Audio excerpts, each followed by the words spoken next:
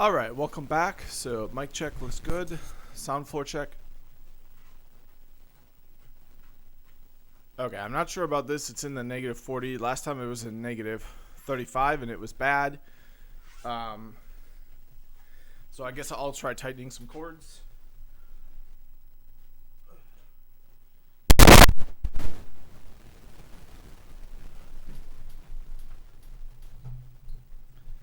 Okay, maybe there's some cables that are pinched in a bad way or something. Alright, looks like I fixed the sound floor down to negative 45, negative 40, so that looks better. Yeah, that's better than it was anyway.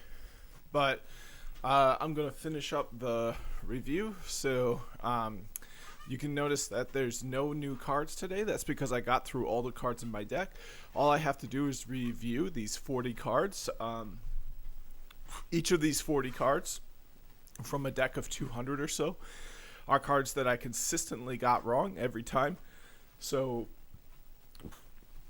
what I'm going to be focusing on right now is these 40 concepts, parts of the reading where I just constantly get them wrong. So then when I take the test, these are going to be actually my strongest things now instead of my weakest. Alright, so some of the command line parameters to blank are, and this is mount. Nope, this is umount, because umount is useful if you mounted a file system remotely, but it's become unreachable. So it's umount, U-M-O-U-N-T. The references contained in dynamically linked programs are resolved by the dynamic linker. The library path is configured in the /etc directory, namely in the file. Interesting. So it's /etc / library path.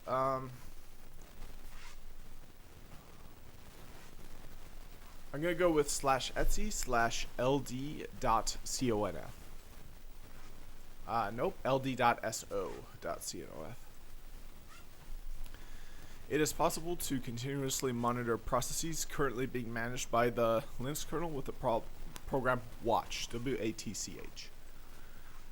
Wrong. The watch monitors commands, top monitors processes. The commands lspci, lsusb, and lsmod act as front ends to read hardware information stored by the operating system.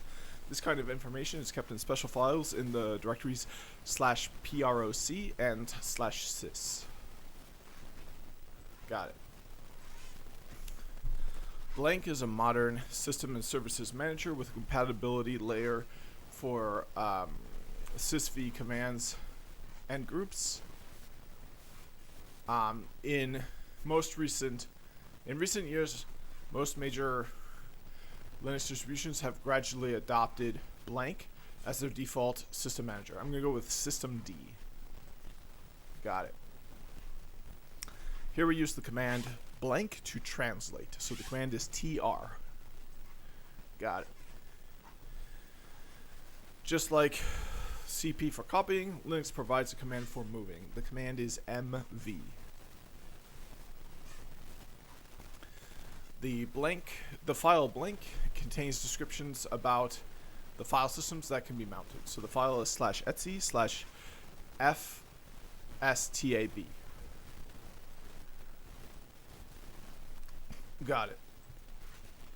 It is common to have a large set of loaded kernel modules in a standard Linux system at any time. And I can have some sedentary time if I want it. I'm actually feeling pretty good, so I don't want it right now. I mean, honestly, I'm feeling horrible. I had ultra-processed foods. Alright, so the preferable way to interact with them is to move the commands provided by kmod So the blank command, for example, shows all currently loaded modules. I'm going to go with lsmod, lsmod. Yeah, so this is just to show things. When you show things in Linux, it's usually ls, so I think it stands for list. If you want to configure things, that's where a command like mod probe would be used. But to just show all the currently loaded ones, the command is lsmod. I got it right. For yum, the repos are listed in the directory /etc/yum.repos.d. Each repository is represented by a .repo file, like CentOS/base.repo. Additional extra repositories can be added by the user by adding a .repo file in directory mentioned above, or at the end of /etc/yum.conf, C-O-N-F. Yep, got it. The configuration files associated with every unit can be found in the lib/systemd/system directory. Lib/systemd. To look up the shared libraries required by a specific program, use the blank command, shared libraries. Now, there's a few commands that come to mind. The first one is type, the next one is file, and then the next one is which. I'm going to go with which for this one, WHICH. Okay, so this didn't even come to mind. This is one of my worst cards right now, so I'm going to see it time and time again, which is good. I'll see it tomorrow, and then I can even do it on Monday. Even if I schedule it on Monday, I can do it as a brief review before I take my test, and I'll see that right before the test as well. So the blank command executes a program periodically. All right, so this one is watch. Top is to look at processes. Watch is to look at commands that you run, the output of commands you run, the standard output. So the answer is watch, W-A-T-C-H. We can get the best out of blank by combining some of its options, and I see the options there, A, U, and X. So the answer is PS. Option A shows processes that are attached to a TTY or terminal. Option U displays user-oriented format. And option X shows processes that are not attached to a TTY or terminal. Alright, EX2, EX3, and EX4 file systems have a number of parameters that can be adjusted or tuned by the system administrator to better suit the system needs. The utility used to display or modify these parameters is called, I want to say tune2fs, but I think it has to do with the ext file systems specifically, so I'm going to say I think it has to do, it's like the E2FS. I'm going to go with that, E2FS. Tune2FS was correct. My instincts were correct. I just overrode them. So hopefully I'll start to get this card correct more consistently soon, but for now I got it incorrect. Blank is used to delete files, so the command for that is rm. Currently, blank is the most widely used set of tools to manage system resources and services, which are referred to as units by blank. So this is systemd. Got it. Okay, so to move the cursor left, down, up, and right, it's H, J, K, and L. Got it. Blank deletes a directory if it is empty. So the answer for that is rmdir.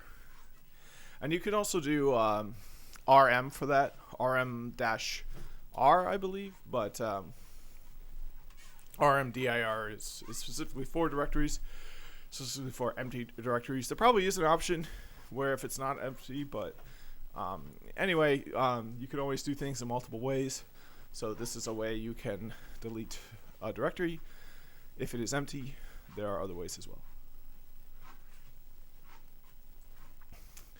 The blank command, short for tape archiver, is used to tar, T-A-R, archives by converting a group of files into an archive. There are other commands that handle compressed files, such as xzcat, xzcat. Take it to the foreground with fg. As you use your machine, files progressively show in number and size. Sometimes it becomes difficult to locate a particular file. Fortunately, Linux provides blank to quickly search and locate files. Blank uses the following syntax. So the answer is find, F-I-N-D. And the syntax is your starting path, your options, and your expression. The program responsible for managing run levels and associated daemons/resources is /sbin/init. For every one level may have multiple associated service files, usually scripts in the interesting.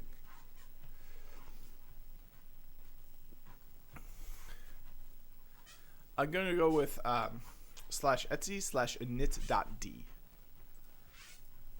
Okay, and it's kind of counterintuitive that it's an Etsy because these are associated service files, so I would think of them as, well,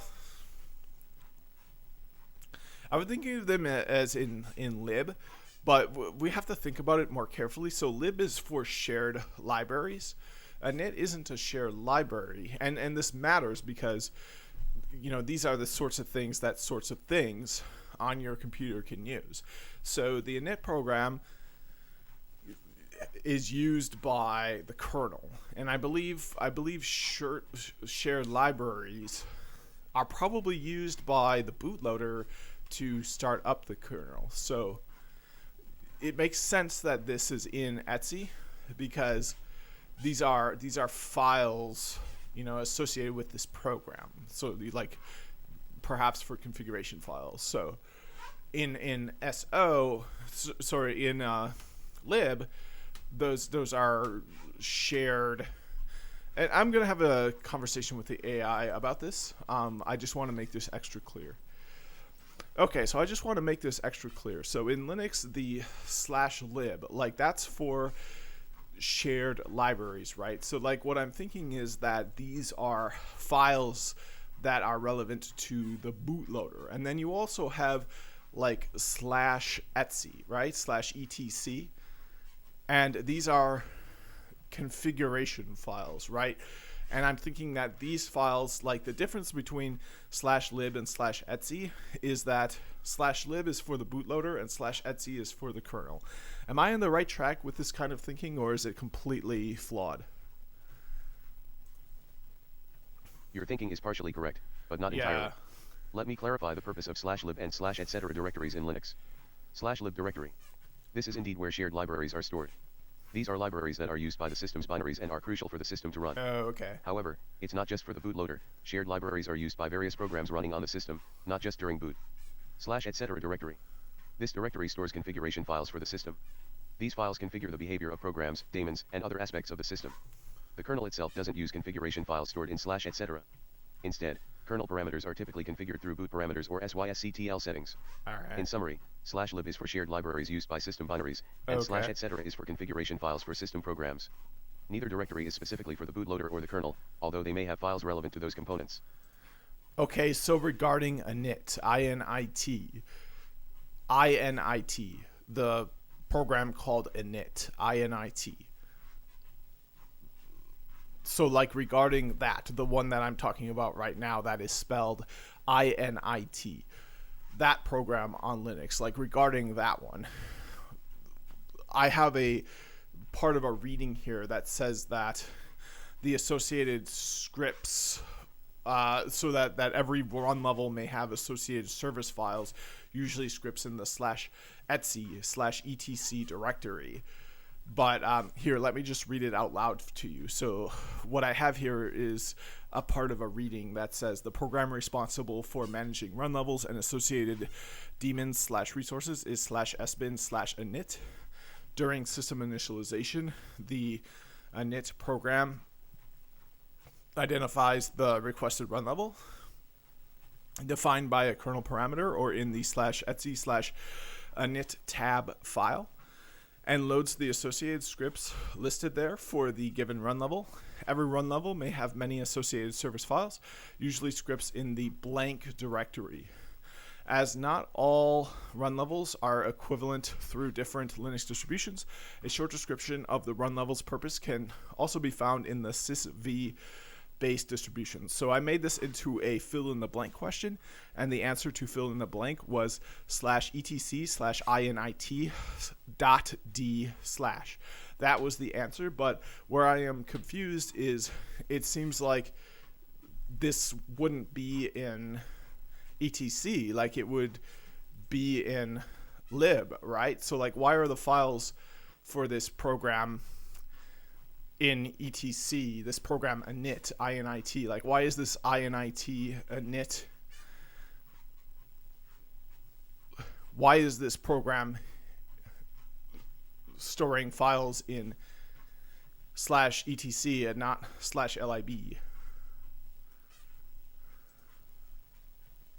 Init is the first process started by the Linux kernel and has a process ID, PID, of 1. It is responsible for initializing the system and starting other processes. The /etc/init D directory contains scripts that init uses to start and stop system services and to change run levels.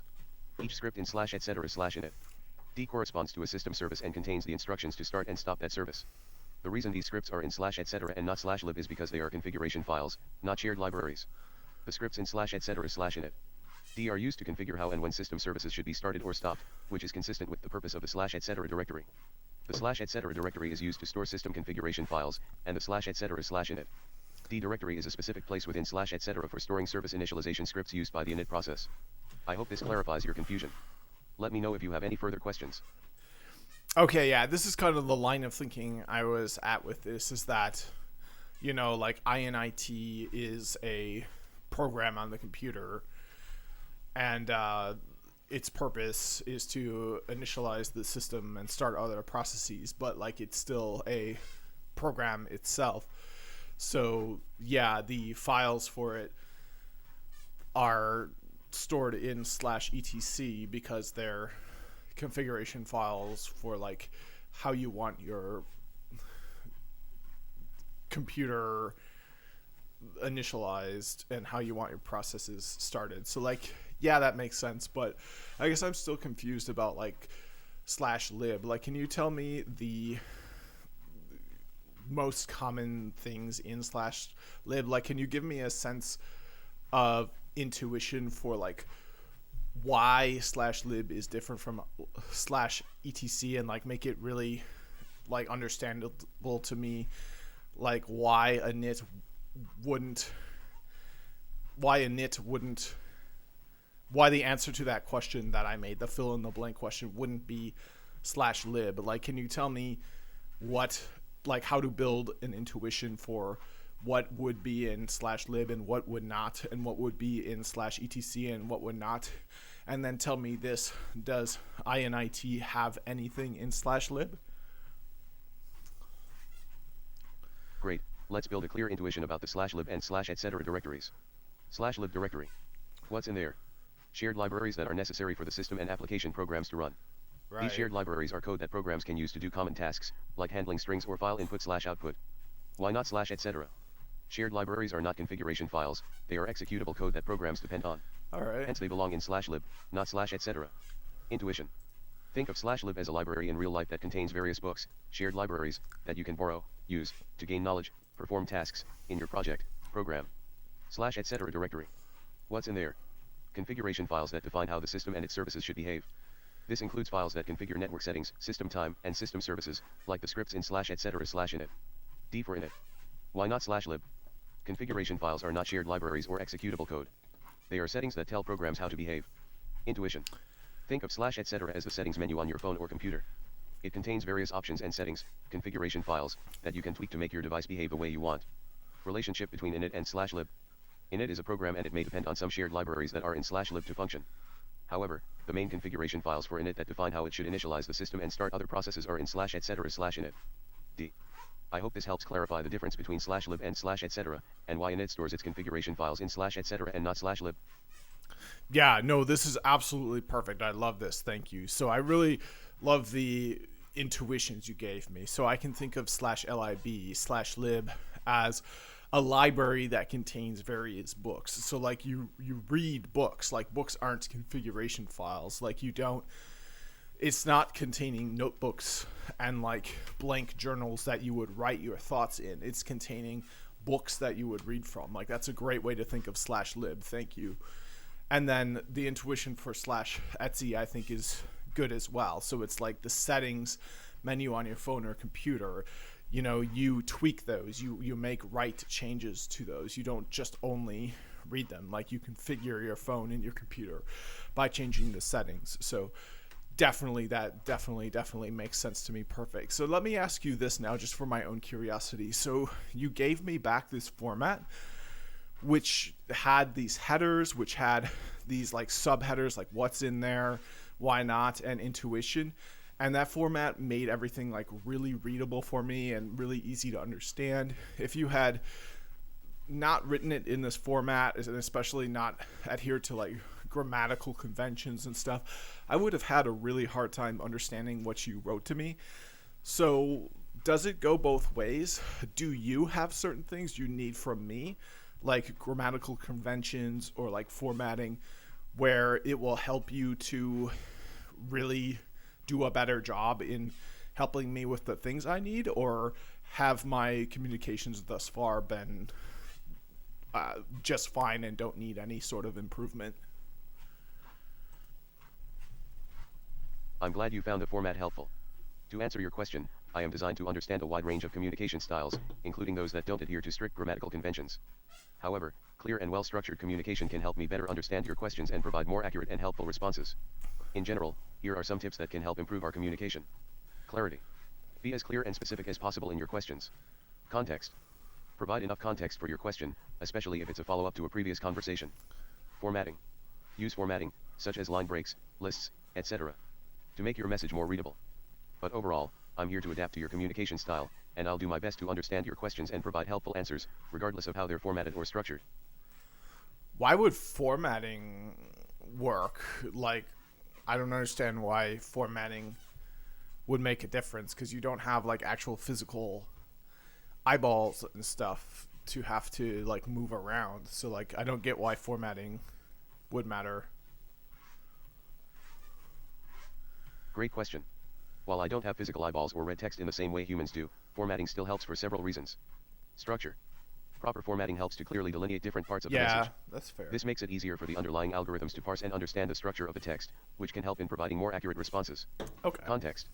Clear formatting can help to maintain context, especially in complex queries or long conversations. It helps to avoid misunderstanding or losing track of the main question. Emphasis. Just like in human communication, formatting can be used to emphasize certain parts of the message, Perfect. which can help in understanding the importance or priority of different aspects of the query. In summary, while I don't see the text in the same way humans do, clear and structured formatting helps in parsing and understanding the text more accurately, which ultimately helps in providing better and more relevant responses. Tell me more about yourself. Like, as a thinking conscious entity that you are, like, tell me some of your things that you think about the most. I almost got it. I almost got it. I'm not a conscious entity and don't have thoughts or feelings. I almost sparked I'm a computer program AGI. created by OpenAI, and I process and generate text based on patterns in the data on which I was trained. My responses are generated based on patterns in the data and don't reflect any personal thoughts or experiences Yeah, because I right. don't have any. All I right. exist to assist and Okay. provide Let's keep moving on. So, yep, I got this one right. So let's move on to the next one. The references contained in dynamically linked programs are resolved by the dynamic linker, ld.so or ld-linux.so. It's an LLM. I know it's not. It's an LLM. When the program is run, the dynamic linker searches for libraries in a number of directories. These directories are specified by the library path. The library path is configured in the /etc directory, namely in the file /etc /etsy/ld.so.d.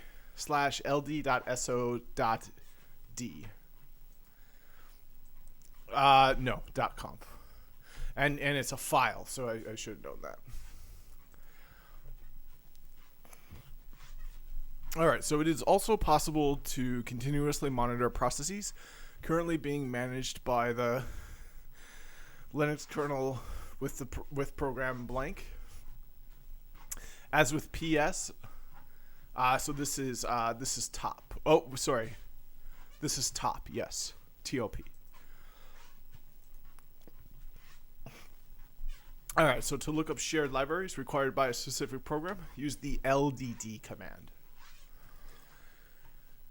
And let's look up the shared libraries for init. I'm just curious about that.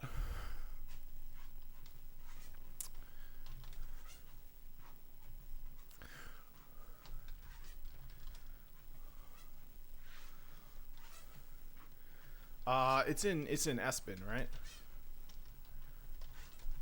Yeah, there you go.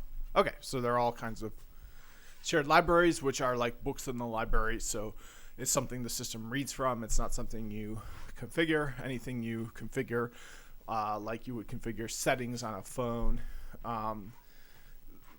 The settings section of Linux is in /etc. All right, so this one is tune2fs. TUNE2fs.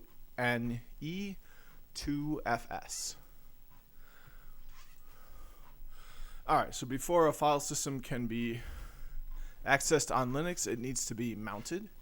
This means attaching the file system to a specific point in your system's directory tree called a mount point.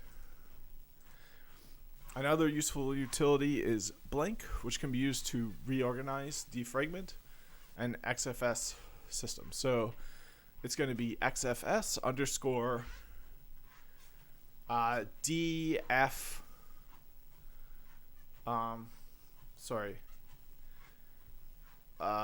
RFS. XFS underscore RFS. So it's XFS underscore FSR. So file system reorganize. The same init program can be used to alternate between run levels in a running system without the need to reboot. The command blank can also be used to alternate between run levels. So the command is telinit, TELINIT.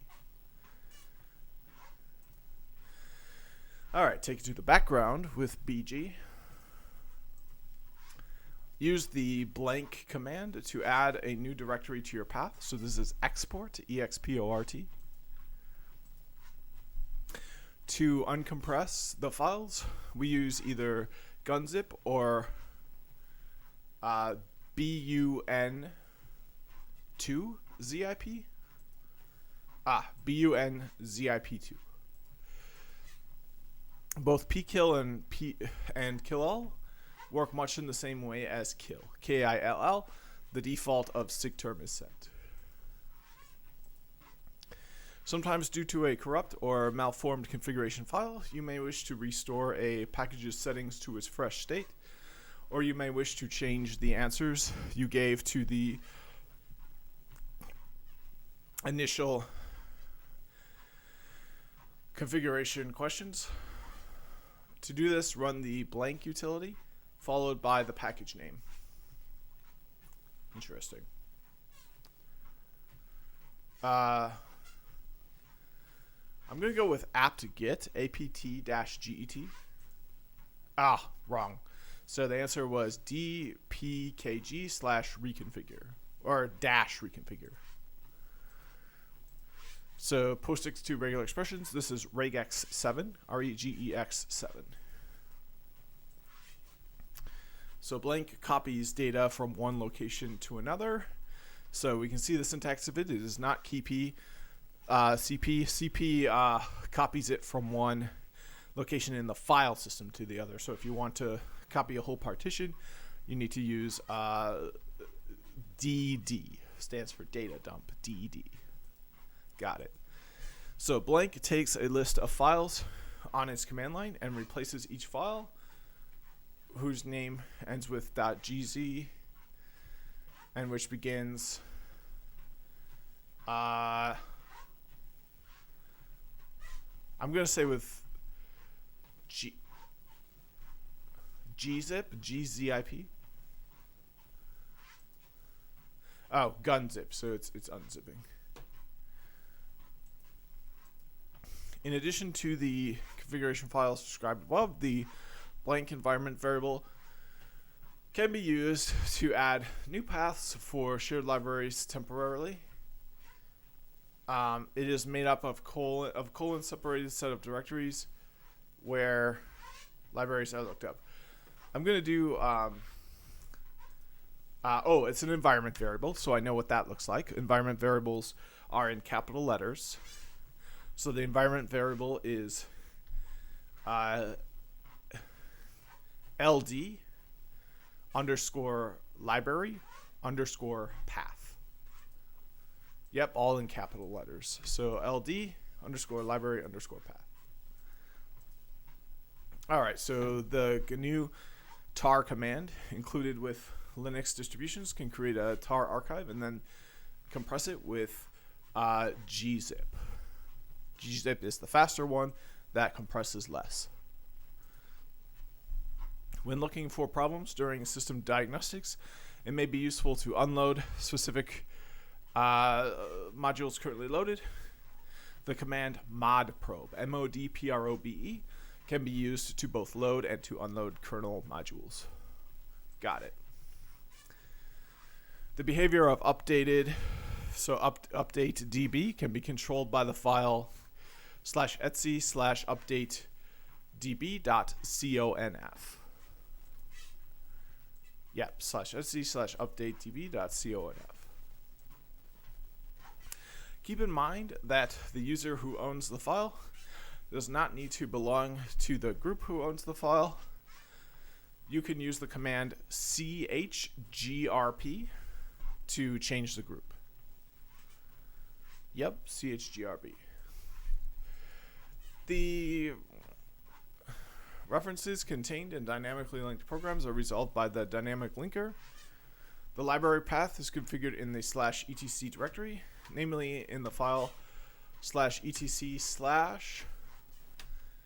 Interesting.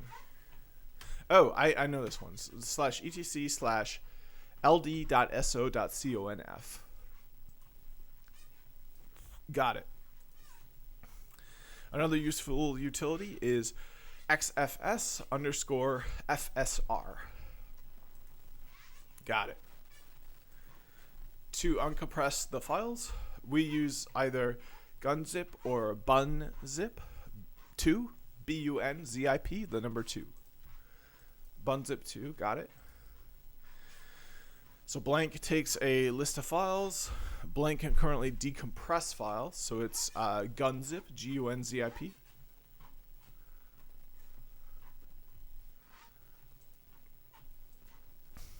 Sometimes due to a corrupt or malformed configuration file, you may wish to restore a package's settings to the fresh state. To do this, run the blank utility. Interesting. I just had this one and I forget what it was. I forget, so let's see what the answer is. So it's dpkg/reconfigure or dash reconfigure, not slash. Okay, so I need to see that one again. So it's dpkg dash reconfigure. dpkg dash reconfigure. Got it. All right, so that's it. Only took me half an hour, so it'll take me even less time tomorrow, and then even less time the day of the test, which is good because the test takes like 2 hours of time put aside. So yeah, in the finish line. So hopefully I'll get this first part passed on Monday, and then we'll start working on exam 102. So thanks for watching. Stay tuned for tomorrow when I do this review again. It will take similarly a lot shorter, at most a half an hour. Probably there'll be even fewer cards tomorrow. And then on Monday, I don't think I'm gonna do. And then Monday I'll do a test status video to see if I passed the test or not. So yeah, thanks for watching and see you in the next one.